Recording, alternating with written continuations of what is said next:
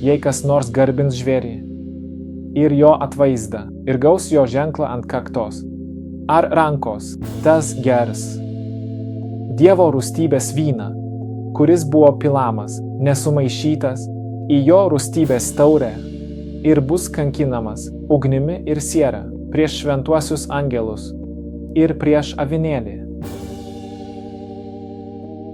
Kaip matėme praėjusį kartą, čia minimas žvėris yra popiežius, taip pat vadinama Babilonija motina. Ji krito iš Dievo malonės.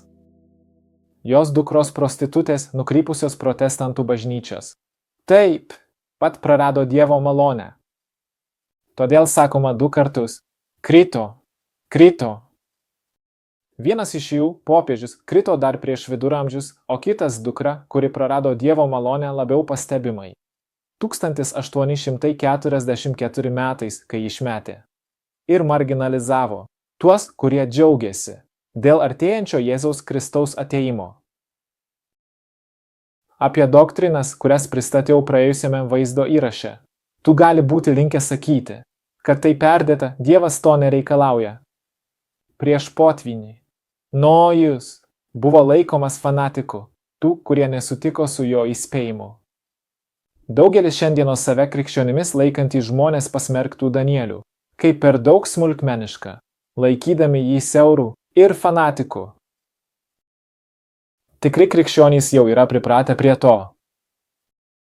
Jei koks nors punktas vis dėlto liko neaiškus, paliksiu šioje antrinėje pusėje praėjusio vaizdo įrašo punktų sąrašą. Paspaudus mygtuką pasirodys atitinkami įrašai.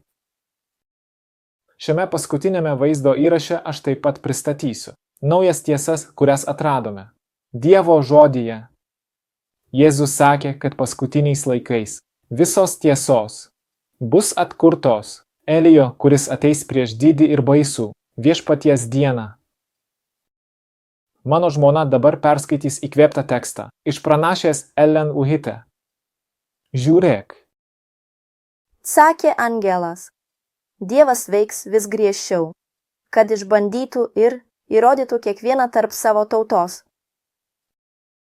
Kai kurie greitai priima vieną punktą, bet kai Dievas juos veda prie kito sudėtingo punkto, jie atsitraukia ir lieka užnugaryje, nes mano, kad tai tiesiogiai smogia kokiam nors mylimam stabui.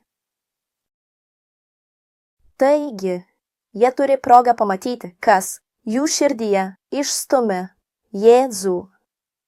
Jie vertina kažką daugiau nei tiesą. O ir širdis nėra pasiruošusi priimti Jėzų. Asmenys yra išbandomi ir tikrinami tam tikrą laiką. Pažiūrėkime, ar jie paaukos savo stabus ir klausysis tikrosios liudytojos patarimo. Paskutiniais laikais Dievo tauta bus apibūdinta pagal tai, ką sako Dievo žodis, kokią aprašymą Dievas pateikia. Po to, kai aprašomi tie, kurie praras ir degs pragarą, pristatomi ištikimieji, sakydamas, štai tie, kurie laikosi Dievo įsakymų ir turi Jėzaus tikėjimą.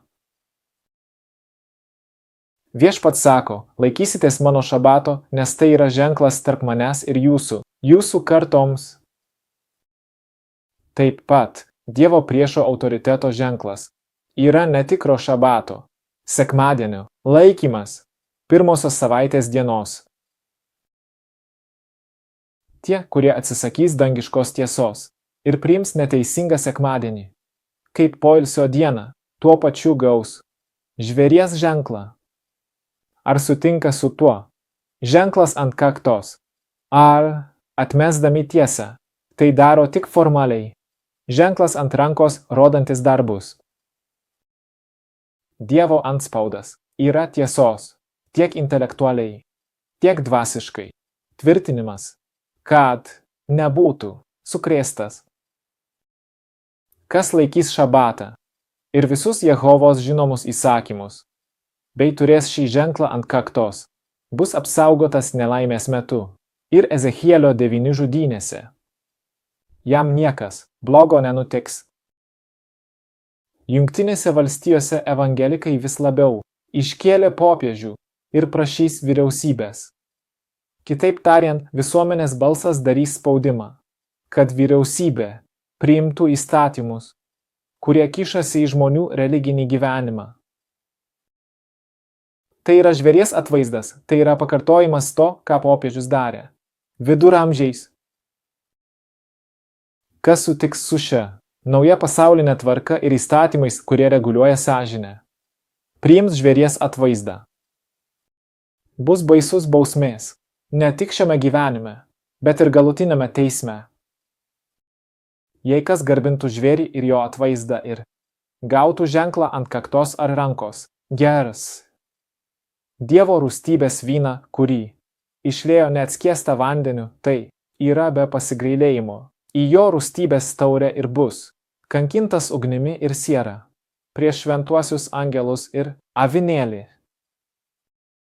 Ir jo kankinimo dūmai kyla amžinai ir neturi poilsio nei dieną, nei naktį. Tie, kurie garbina žvėrį ir jo atvaizdą. Ir tas, kuris gauna ženklo vardą. Žinia baigėsi sakydama, štai tie, kurie laikosi Dievo įsakymų ir turi Jėzaus tikėjimą. Įsakymai – viskas, ką Dievas įsakė. Prasideda nuo meilės Dievui ir artimui, kuri plinta į 10 įsakymų, kurie dar labiau išplėtojami vadinamosiuose statutuose ir nuosprendžiuose. Žinai, daugelis mano, kad šabas buvo duotas tik žydams, bet tai nėra tiesa. Ten įsakyme sakoma, kad per 6 dienas buvo sukurta visa žmonija, taip pat ir kiti įsakymai. Pavyzdžiui, dėl sveikatos nevalgyti kiaulienos, nieko su krauju. O įstatymas draudžiantis daryti žymėjimus ant kūno kaip tatuiruotės taip pat nebuvo duotas tik žydams. Tai yra Levtiko 19:28. Ir prieš tai sakoma, kad žmogus neturi sugadinti savo barzdos kampų. Tai nebuvo duota tik žydams, bet visiems žmonėms, nesvarbu, ar jie turi daug plaukų ant veido, ar mažai. Nepažeiskite barzdos kampų. Įprotis palikti skruostus lygiais atsirado Egipte. Dievas mus sukūrė nuostabiai. Pažiūrėk, ką sako Ellen White apie šiuos statutus. Kristus Mozei davė religinius nurodymus, kurie turėjo valdyti kasdienį gyvenimą. Šie statutai buvo aiškiai duoti, kad apsaugotų 10 įsakymų. Tai nėra tipai ar šešėliai, kurie pranyktų su Kristaus mirtimi. Jie turėtų būti privalomi visiems žmonėms per visas eras, kol truks laikas. Šis įkvėptas tekstas sukėlė daugybę atradimų Biblijoje, privilegijų ir pareigų, apie kurias net nesvajojame, kad jos būtų Dievo žodyje. Kad įrodytum, ką sakau, visada rodysiu Biblijos tekstus. Čia tavo ekrane. Knygą, skyrių ir eilutę. Arba pranašės Ellen White tekstas. Knygos santrumpa anglų kalba. Puslapis ir paragrafas. Norėdami rasti tekstą jo originalioje nuorodoje, tiesiog eikite į šią puslapį ir įrašykite santrumpą ten. Taigi, naudok savo naršyklę, kad išverstum turinį į savo kalbą, jei to nori. Ir aš taip pat palikau pagrindinėme puslapyje Biblijos knygų pavadinimų. Sąrašą, jų santrumpas. Jėzaus laikais žydai sakė tikintys Mozės ir pranašų raštais, kurie gyveno 100 metų prieš Jėzų. Bet kai jis atėjo asmeniškai, jį atmetė. Panašiai, Ellen White laikais daugelis sakė tikintys Bibliją, bet turėjo nepasitikėjimą viešpaties pasiuntiniu. Elišo laikais taip pat nebuvo jokios namų, kurie galėtų priimti pranašą. Jam teko vykti į kaimyninę šalį. Buvo daug Ellen White oponentų, kurie rašė straipsnius ir knygas prieš jos tarnystę.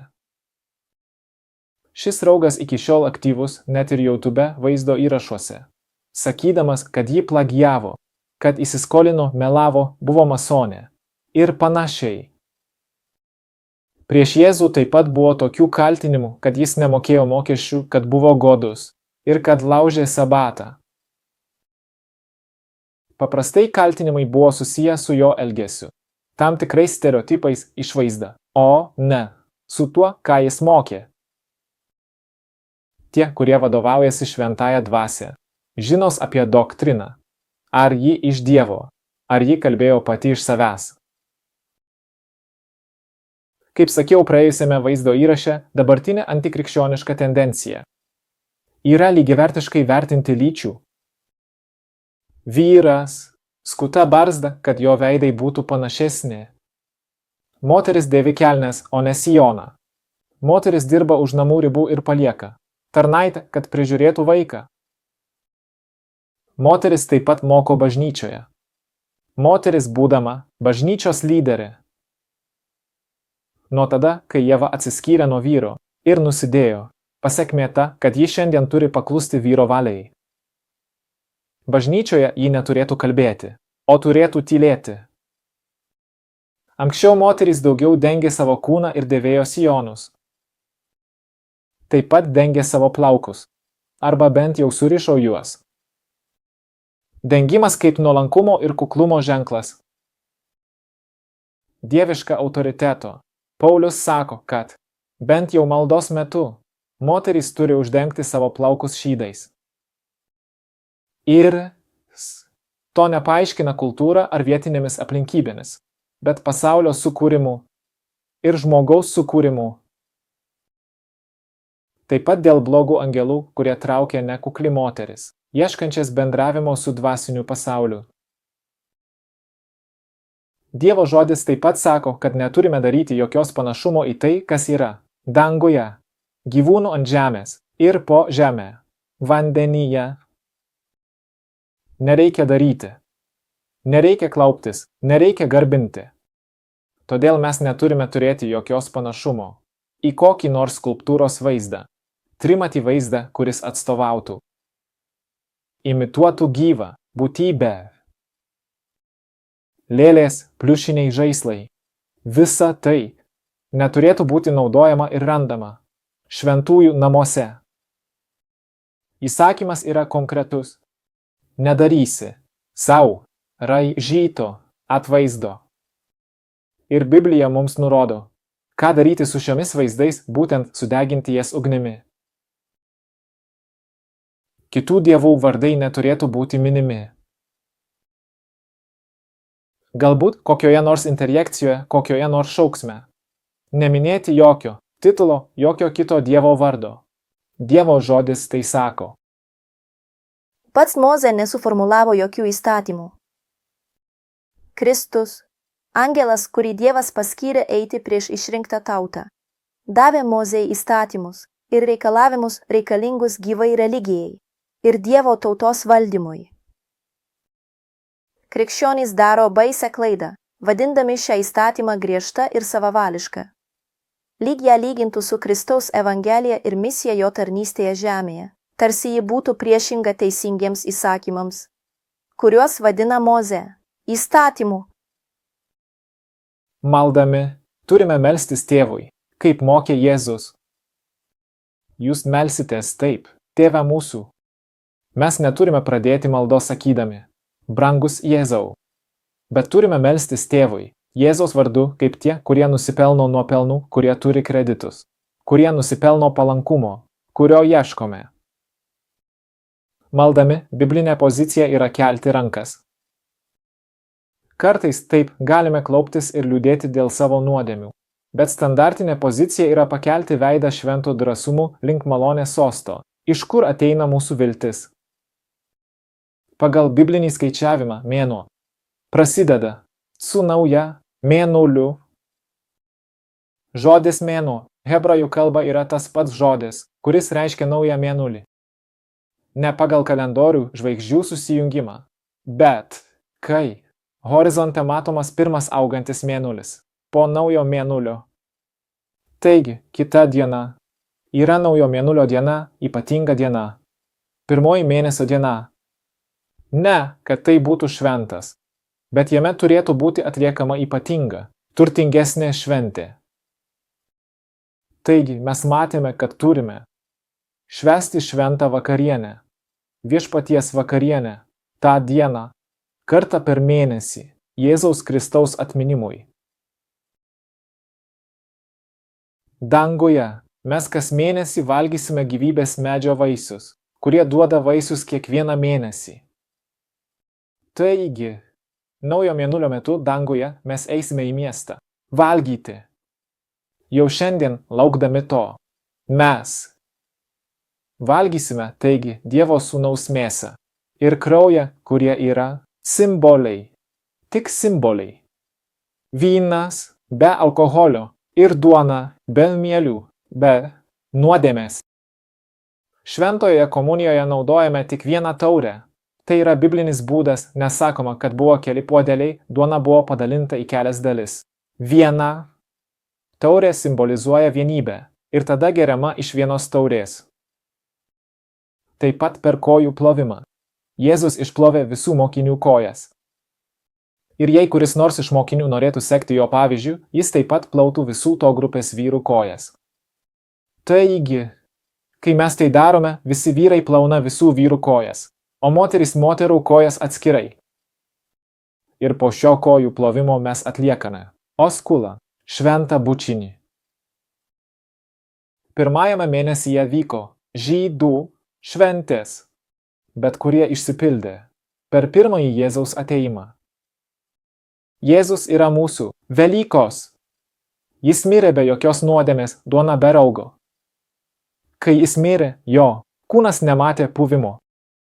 Atsikeldamas, jis tapo pirmaisiais, kurie miega, taip įvykdydamas pirmąjį derlių arba pirmuosius vaisius ir taip pat pasiėmė su savimi mirusiųjų pirmuosius vaisius. Atsikėlė ir nuėjo į dangų. O Pentekostas 50 dienų po prisikėlimo pažymėjo derliaus nuėmimą. Iš tikrųjų, tai, ką Jėzus buvo pasėjęs. Ir dabar, kai šventoji dvasia nusileido, įvyko didelis derlius. O šventėje Pentekostas buvo simbolis kviečių derliaus. Dabar rudens šventės yra susijusios su antruoju Jėzaus atėjimu. Trimitai pranešimas, kad Jėzus netrukus grįš. Kai adventistai atrado šią tiesą, jie paskelbė ją visiems.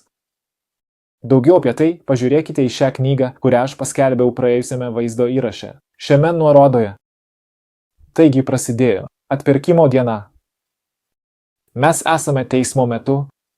Mirusiųjų vardai jau pradėjo sklisti, o Elena Vahitė sako, kad greitai, niekas nežino kaip greitai, atvejai pereis prie gyvųjų.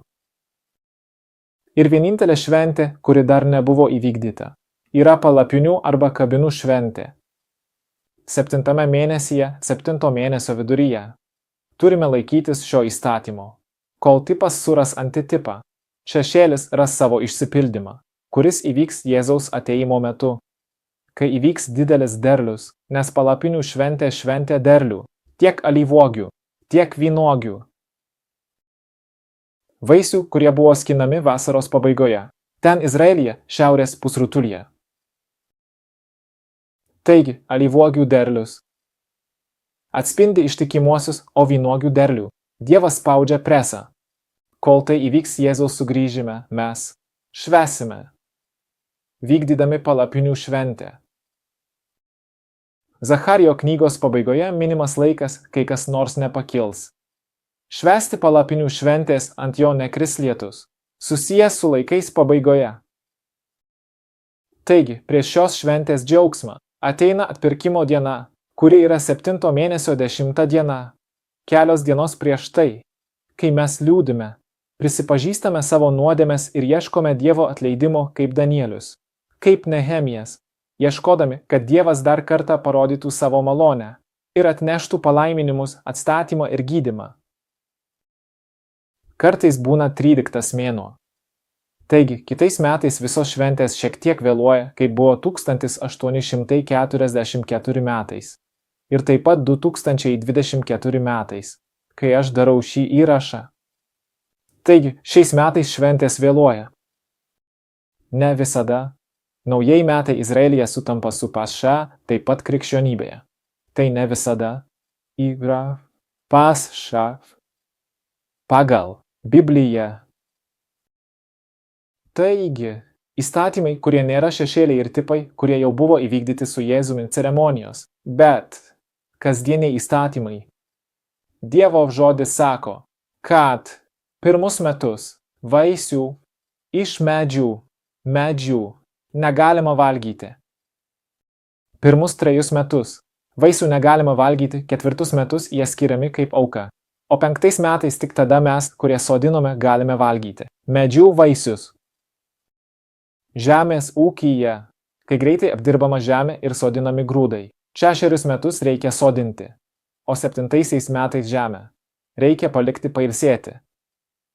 Tai yra sabatiniai metai. Žemės ūkio įstatymai. Dievas pažįsta žemę ir jis nori, kad žemė turėtų laiko atsigauti. Ir taip pat paukščiams, laukiniams gyvūnams, kad turėtų maisto. Mozei duotos instrukcijos senajam Izraeliui, su savo aštriais ir griežtais kontūrais, turi būti studijuojamos ir laikomasi Dievo tautos. Šiandien. Dievas nori, kad jo tauta studijuotų šias pamokas ir nesivadovautų savo pačių sprendimais, nesidarytų savo planų. Dievas parodė, kad yra tik vienas viešpats ir kad jis valdo danguje ir davė įstatymus, kuriuos visi turi laikytis. Mes esame prieš pat cerūdinį lietų atgaivą. Taigi mes norime pašalinti visus galimus trukdžius. Dievas sakė, nelieskite nieko nešvaraus. Ta pačią mintį Paulius sako 2 Korintiečiams, nelieskite nieko nešvaraus ir aš jūs priimsiu. Kur Biblijoje sakoma apie tai, kad negalima liesti nieko nešvaraus. Kunigų knygos 11 skyriuje pateikiami įstatymai apie tai, ko negalima valgyti, kokia mėsa yra nešvari. Tada sakoma, kad mirusiųjų kūnų negalima liesti. Jie yra nešvarūs dalykai. O tada seka įstatymai apie sveikatą, higieną. Sanitarinius įstatymus kunigų 11 skyrius 12, 13, 14 ir 15.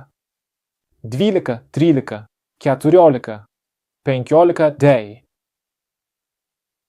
Konkrečiai, kas mus labai veikia, yra tai, kad kunigo knygoje 15 sakoma, jog moteris, kai yra savo menstruacijų laikotarpyje, turi 7 dienas nesiliesti. Reikia, kad oda būtų ant odos. Kūnas išskiria toksinus per prakaitą. Taigi, kai mes liečiame žmogų, mes paimame prakaitą užkrėstą šiomis toksinėmis medžiagomis. Todėl taip pat neturėtų būti liečiama. Ir vyras po to, kai jis turėjo naktinį išsiliejimą. Ir pora po lytinių santykių. Mums parodoma, kaip pasidaryti higieną po to. Ir nelieskite žmonių, ieškokite izoliacijos iki kito saulėlydžio. Tai mūsų kūrėjo taisyklės. Jis tai pasirinko, kad mes turėtume gausų sveikatą. Izaijas ir Paulius sako, nelieskite nieko nešvaraus ir aš jūs priimsiu. Labai aišku, mes dažnai turime išankstinių nusistatymų. Dėl dalykų, su kuriais nesame įpratę. Turime tam tikrų stereotipų. Bet mūsų susidomėjimas visais, kurie dreba Dievo žodžio, yra tai, ką sako viešpats. Čia mes esame, kurie laikomės to, ką viešpats įsakė. Čia mes esame, kurie laikomės Dievo įsakymų ir turime Jėzaus tikėjimą. Čia mes esame, kurie laikomės to, ką viešpats įsakė. Čia mes esame, kurie laikomės Dievo įsakymų ir turime Jėzaus tikėjimą. Aš taip pat paliksiu čia nuorodą puslapyje į vadinamosius apokrifus. Mes juos atspausdiname portugalų kalba. Apokrifai, kurie buvo karaliaus Jokūbo Biblijoje, protestantų Biblijoje. 200 metų. Šie apokrifiniai knygos buvo King James Biblijoje ir taip pat Liuterio Biblijoje vokiečių kalba 1912 metais. Ellen G. Uhite rekomenduoja šios apokrifinius knygas. Jos laikais šios knygos buvo šalinamos iš Biblijos. Baltoji rekomenduoja šias apokrifinės knygas. Jos laikais šios knygos buvo šalinamos iš Biblijos. Pagal Biblijos draugijos sprendimą, dėl finansinių priežasčių, nes šita knyga tapo per stora misijoms. Taigi, nusprendė susitelkti, kadangi Liuteris buvo atskyręs dalį tarp dviejų testamentų pagal Jeronimo įtaką anksčiau. Bet pažiūrėkite, ką ponė Uhite pagal dievišką įkvėpimą sako apie šias knygas. Mačiau, kad apokrifai yra paslėpta knyga ir kad šių paskutinių dienų išmintingi žmonės turi ją suprasti. Paslėpta knyga yra išmesta. Lauk. Pririšk prie širdies. Pririšk prie širdies. Neleiskite savo puslapiams likti uždaryti. Naujas tiesos, kurias aš pristačiau šiame vaizdo įraše, yra išsamiau aprašytos knygoje Nauja šviesa, kurią aš įkėliau tau šioje papildomoje pažangių žingsnių puslapyje. Naudokite Kindle programėlę arba bet kurį kitą EPUB failų skaitytuvą. Šie du formatai yra daug patogesni nei PDF. Galite padidinti šrifto dydį, daryti žymas komentarus. Taigi, pirmiausia atsisiųsk tokio tipo failų skaitytuvą, o tada spustelėk šią knygos ikoną. Žinai, leisk Kristui gyventi tavo širdyje. Melsdamasis ieškok bendravimo su juo ir jis duos tau jėgų paklusti jo valiai. Jis veikia mumyse norą ir įgyvendinimą. Be Kristaus teisingumo smilkalų, kurie yra Jėzaus nuopelnai, mūsų pasiūlymas, kitaip tariant, mūsų pastangos nebus priimtos. Tikėjimas, kurį turėjo Jėzus Kristus, kai buvo čia žemėje, gali būti ir jūsų. Prisijungę prie vynmedžio, Jėzau, jo sultys patenka į mūsų šakas ir mes duosime daug vaisių ir turėsime Jėzaus tikėjimą mumyse. Šventoji dvasia padaro šią komunikaciją veiksmingą. Tai yra Dievas trijose asmenybėse, sujungtos žmonijos išganimui. Tebūnie Jėzaus malonė, Dievo tėvo meilė ir šventosios dvasios bendravimas su tavimi. Amen.